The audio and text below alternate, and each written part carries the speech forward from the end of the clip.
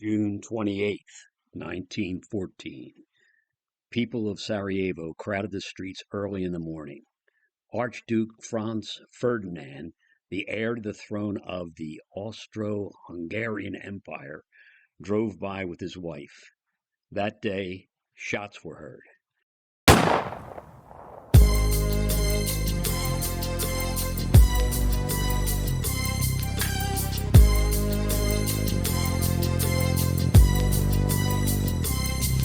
As I walk through the valley of the shadow of death.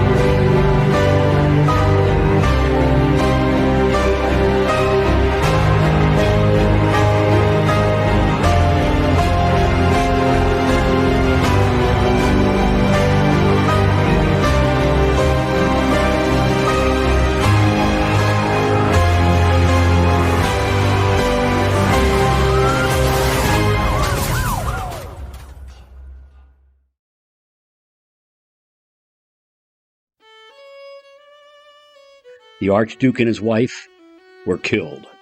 Only weeks later, Europe was at war. In the late 1800s and the early 1900s, nationalism encouraged nations like Italy and Germany to ally and show their power. Older nations, like Great Britain and France, then allied together against Italy and Germany. Imperialism led to countries competing for colonies in Africa and Asia. Britain and France possessed empires overseas, but had the idea of expanding them. Soon, the expansion with one European nation led to major conflict. As countries fought for land, their militaries became stronger.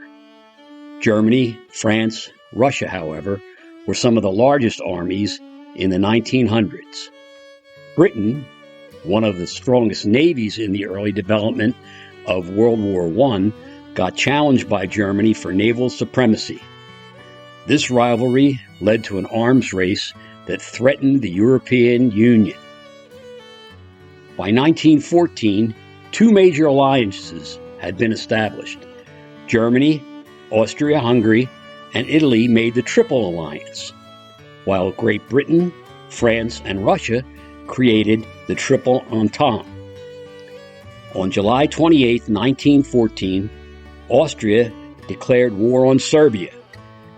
Only months later, Germany turned on its ally and declared war on France. The Great War had begun. In launching an offensive through Belgium, Germany hoped to defeat France quickly and destroy the French armies. The plan almost succeeded. Belgians held out for weeks, and this left the French and British time to mobilize their forces. The British and French finally managed to stop the German advance at the Marne River, just a few miles east of the city. The Battle of the Marne saved Paris and the Germans and boosted French morale. It was now known that no one could win the war easily or quickly. About early afternoon, I was hailed from the trench as to whether it was possible for me to get back. I replied in the affirmative and decided to run the risk of getting potted on the way. So I commenced crawling on my stomach until about a few yards from the parapet. Then made a spring out and rushed headlong over the top, nearly spoiling the features of a few who happened to be in the trench and were not expecting me. We were relieved that afternoon, but some of the fellows did not get in until nightfall, and these experienced another bombardment. Billy Hastings is quite fit and the only pal left. We've been resting since, and by all reports, we shall be up again soon. No rest for the wicked, it's said, and in true, we must surely be a bad lot.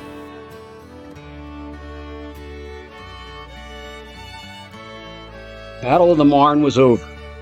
For the next 3 years, the opposing armies faced each other across an elaborate network of deep trenches. Life in the trenches was miserable. Soldiers lived in dirt and mud for months at a time, their lives filled with terrible fear and endless boredom. Between the enemy's lines, no man's land was one of the most deadliest places in the war.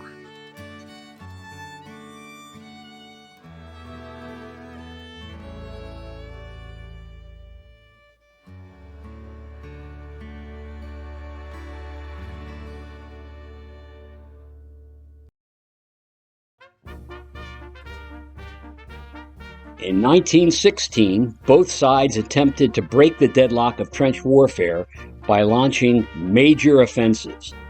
The Germans launched the Battle of Verdun in northern France. The Germans made little gains, which turned to none after the French counterattacked. Verdun was one of the longest and bloodiest battles in World War I. More than 750,000 French and German soldiers died. During this battle, the British and French launched their own offensive in northern France, and in July, the Battle of the Somme occurred. The casualties were extremely high. President Wilson agreed that the war did not concern the Americans. He wanted America to be a neutral zone. Despite Wilson's plea to remain neutral, Americans soon began to take sides. More than 1/3 of America's population were either foreign-born or the children of immigrants. Many of these sympathized with their home countries. To gain the support of Americans, however, both sides used propaganda. The propaganda included horror stories of German atrocities. Trade between the United States and the Allies helped build support for the Allied cause. As a neutral nation, America wanted to trade with both sides. Britain did not want this, so they created a blockade. The British Navy stopped and searched for American ships headed for German ports, seizing the ship's goods. Nothing could get through the blockade, so America continued trading with Britain in hopes they would disperse.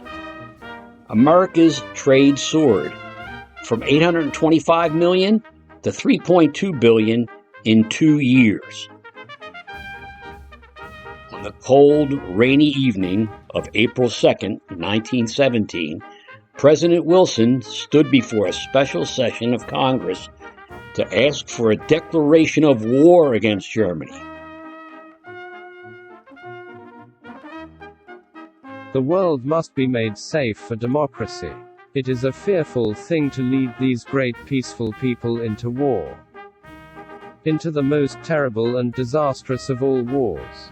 But the right is more precious than peace, and we shall fight for the things we have always carried nearest to our hearts for democracy. President Wilson.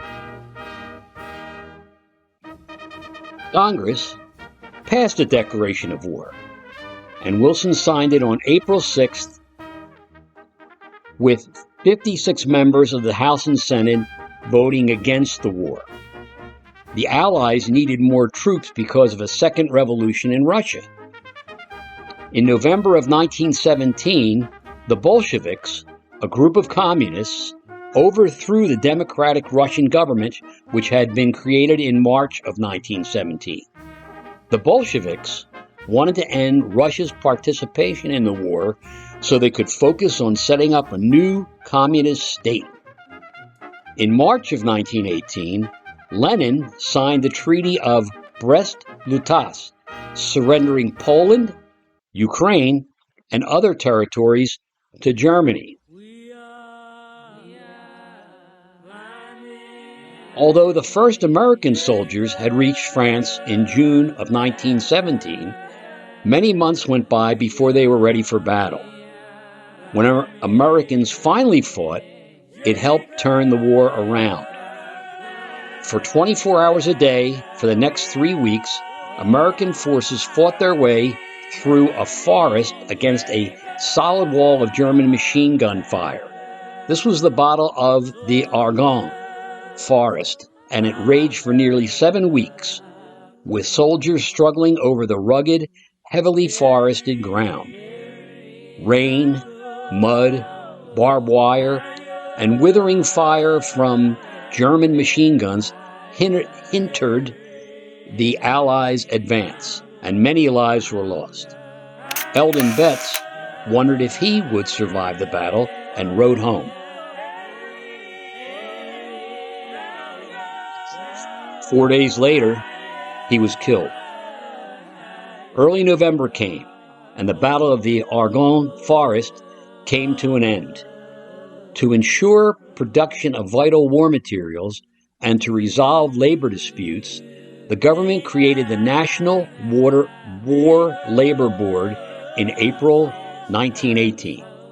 As a result, workers got an 8-hour working day, extra pay for overtime, equal pay for women, and the right to form unions. This allowed the workers to agree not to strike in return. The United States had to produce food for themselves and their allies.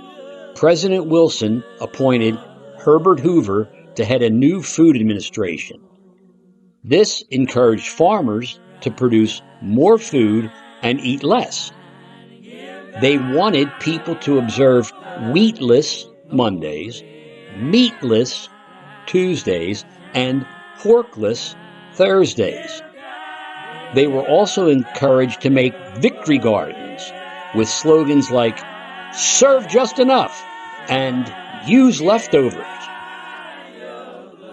From 1914 to 1920, between 300,000 and 500,000 African Americans left their homes in the rural South to seek jobs and settle in northern cities.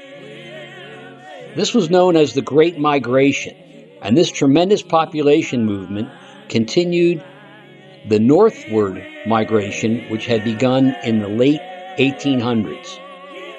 During the course of the war, the Committee on Public Information began trying to silence dissent and portrayed people who were against the war as unpatriotic.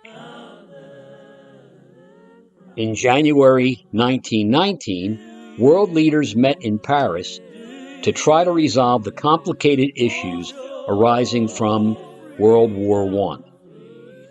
With great hope, Europeans looked to Wilson to help build a better post-war world.